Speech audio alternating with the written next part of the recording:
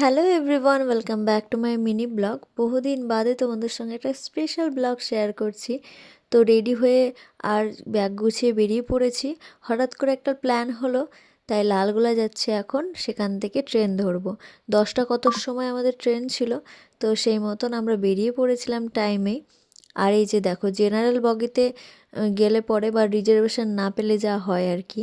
তো আমাদের বগিটা কিছুটা এরকম ছিল, খুব বাজে অবস্থা, যদিও বসে যেতে পেরেছিলাম খুব বাজেভাবেই।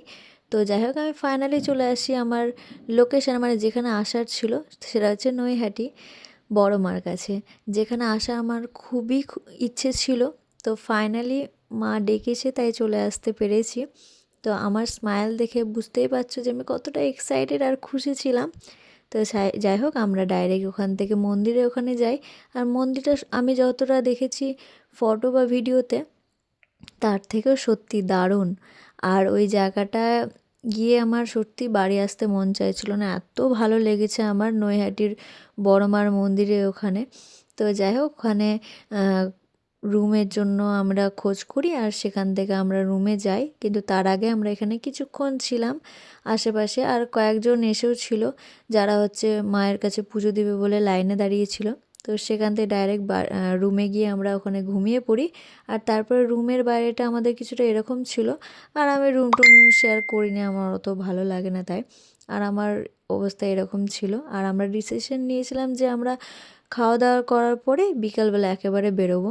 তো যাই হোক, আমরা আবার বড় মার মন্দিরে এখানে চলে এসেছি। কিন্তু কি ভিড় দেখো, মানে ভেবেছিলাম যে একবার যাব মন্দিরের ভিতরে, কিন্তু ভিড় দেখে মনে হচ্ছিল না যে ভিতরে যেতে পারবো। হঠাৎ করে জানি না কি মিরাক্কেল হলো আমাদের সঙ্গে, হঠাৎ করে দেখছি যে কোনো ভিড়ই নেই মানে মন্দিরের বাইরে। তাই জন্য আমরা ঢুকে যাই আর মাকে মন ভরে দেখে দর্শন করে ফাইনালি আমরা আবার গঙ্গার ঘাটে যাই। মানে কি বলবো, মাকে যতই দেখছিলাম ততই মনে ছিল আরও দেখি আরও দেখি এরকম। আর গঙ্গার ধারটা কি দারুণ, আকাশটা সত্যি, এখানে তোমরা যদি কেউ আসো না, তোমাদের মন ভরে যাবে সত্যি বলতে গেলে। খুবই খুবই ভালো লেগেছে আমার ওখানে। তো যাই হোক, আমরা ওখানে অনেক কিছুই কেনাকাটি করেছিলাম।